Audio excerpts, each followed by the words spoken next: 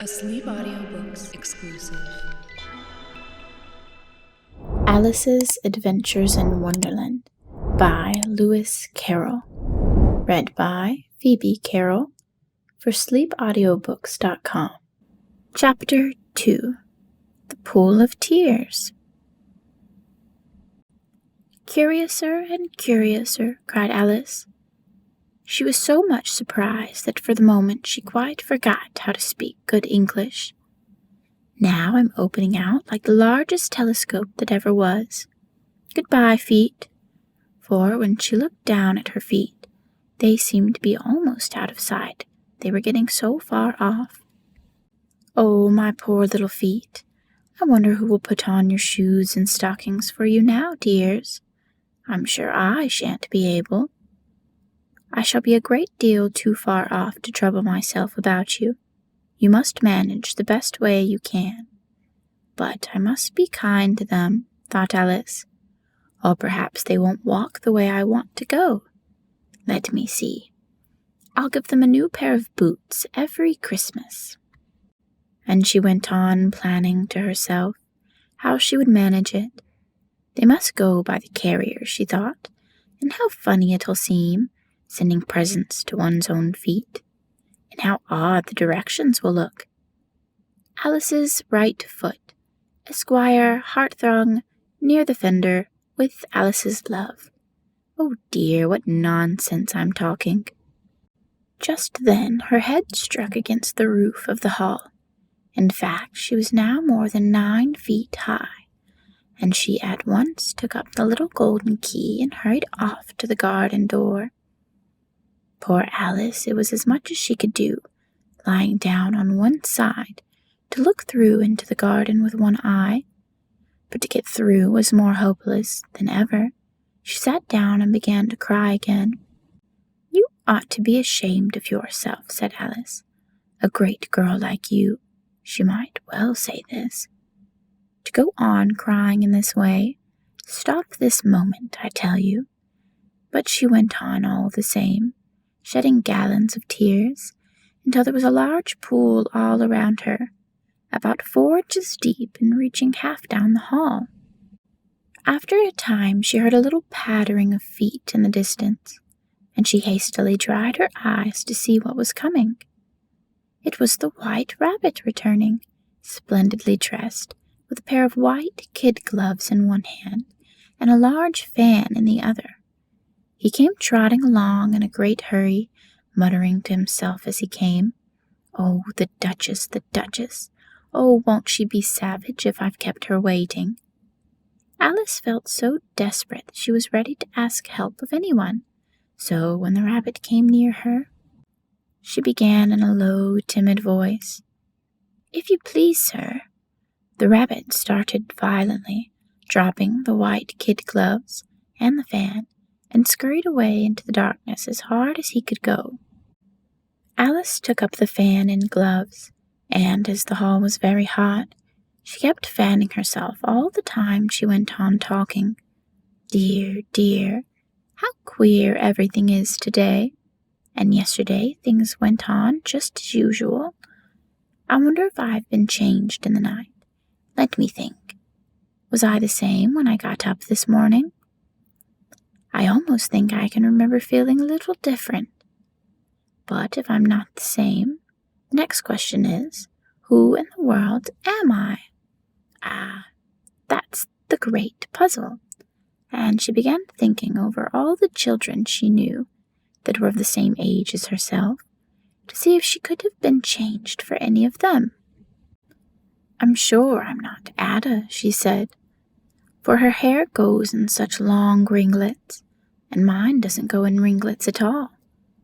And I'm sure I can't be Mabel, for I know all sorts of things, and she knows such very little. Besides, she's she, and I'm I, and oh dear, how puzzling it all is. I'll try if I know all the things I used to know. Let me see.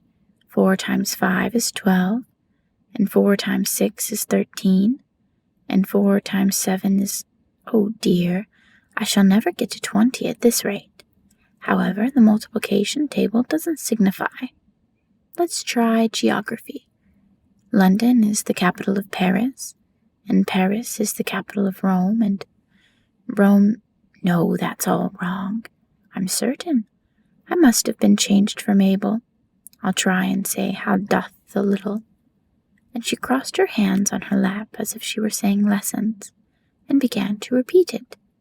But her voice sounded hoarse and strange, and the words did not come the same as they used to. How doth the little crocodile improve his shining tail, and pour the waters of the Nile on every golden scale? How cheerfully he seems to grin, how neatly spread his claws, and welcome little fishies in, with gently smiling jaws. I'm sure those are not the right words, said poor Alice, and her eyes filled with tears again as she went on. I must be Mabel after all, and I shall have to go and live in that poky little house, and have to no toys to play with, and oh, ever so many lessons to learn. No, I've made up my mind about it. If I'm Mabel, I'll stay down here. It'll be no use their putting their heads down and saying, Come up again, dear. I shall only look up and say, Who am I then? Tell me that first. And then, if I like being that person, I'll come up. If not, I'll stay down here till I'm somebody else. But, oh dear, cried Alice with a sudden burst of tears, I do wish they would put their heads down. I'm so very tired of being all alone here. As she said this, she looked down at her hands, and was surprised to see that she had put on one of the rabbit's little white kid gloves while she was talking. How can I have done that, she thought. I must be growing small again. She got up and went to the table to measure herself by it, and found that as nearly as she could guess, she was now about 2 feet high, and was going on shrinking rapidly. She soon found out that the cause of this was the fan she was holding, and she dropped it hastily, just in time to avoid shrinking away altogether. That was a narrow escape, said Alice, a good deal frightened at the sudden change, but very glad to find herself still in existence. And now for the garden. And she ran with all speed back to the little door. But alas, the little door was shut again, and the little golden key was lying on the glass table as before. And things are worse than ever, thought the poor child. For I never was so small as this before, never, and I declare it's too bad that it is. As she said these words, her foot slipped, and in another moment, splash, she was up to her chin in salt water. Her first idea was that she had somehow fallen into the sea, and in that case I can go back by railway, she said to herself. Alice had been to the seaside once in her life, and had come to the general conclusion that wherever you go to on the English coast, you find a number of bathing machines in the sea, some children digging in the sand with wooden spades, then a row of lodging houses, and behind them a railway station. However, she soon made out that she was in the pool of tears which she had wept when she was 9 feet high. I wish I hadn't cried so much, said Alice, as she swam about trying to find her way out. I shall be punished for it now, I suppose, by being drowned in my own tears. That will be a queer thing, to be sure. However, everything is queer today. Just then she heard something splashing about in the pool a little way off, and she swam nearer to make out what it was. At first she thought it must be a walrus or hippopotamus, but then she remembered how small she was now, and soon made out that it was only a mouse that had slipped in like herself. Would it be of any use now, thought Alice, to speak to this mouse? Everything is so out of the way down here that I should think very likely it can talk. At any rate, there's no harm in trying. So she began. "Oh, mouse, "Do you know the way out of this pool? I am very tired of swimming about here. Oh, Mouse!" Alice thought this must be the right way of speaking to a mouse. She'd never done such a thing before, but she remembered having seen in her brother's Latin grammar, a mouse, of a mouse, to a mouse, a mouse, o mouse. The mouse looked at her rather inquisitively, and seemed to her to wink with one of its little eyes, but it said nothing. "Perhaps it doesn't understand English," thought Alice. "I dare say it's a French mouse, come over with William the Conqueror." For, with all her knowledge of history, Alice had no very clear notion how long ago anything had happened. So she began again, "Où est mes chat?" which was the first sentence in her French lesson book. The mouse gave a sudden leap out of the water, and seemed to quiver all over with fright. "Oh, I beg your pardon," cried Alice hastily, afraid that she had hurt the poor animal's feelings. "I quite forgot you didn't like cats."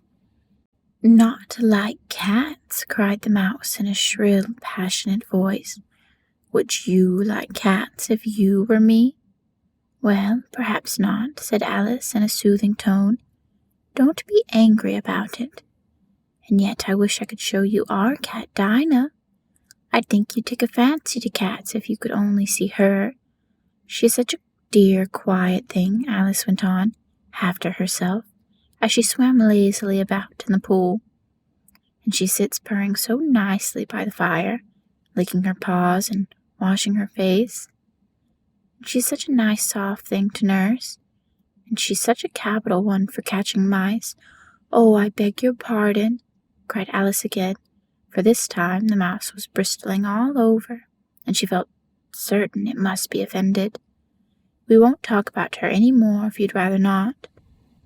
"We indeed," cried the mouse, who was trembling down to the end of its tail. "As if I would talk on such a subject. Our family always hated cats. Nasty, low, vulgar things. Don't let me hear the name again." "I won't indeed," said Alice, in a great hurry to change the subject of conversation. Are you fond of dogs?" The mouse did not answer, so Alice went on eagerly.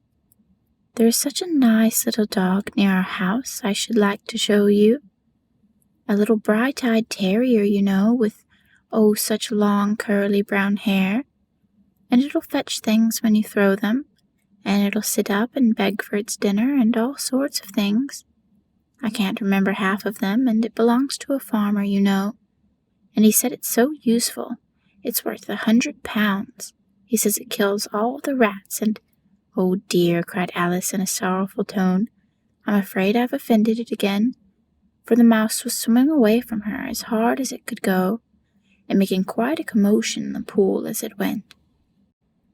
So she called softly after it, "Mouse dear, do come back again, and we won't talk about cats or dogs either, if you don't like them."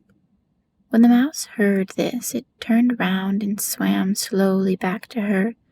Its face was quite pale, with passion, Alice thought, and it said in a low, trembling voice, "Let us get to the shore, and then I'll tell you my history, and you'll understand why it is I hate cats and dogs."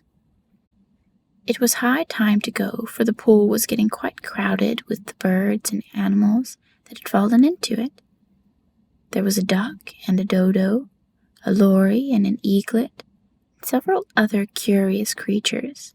Alice led the way, and the whole party swam to the shore. End of Chapter 2.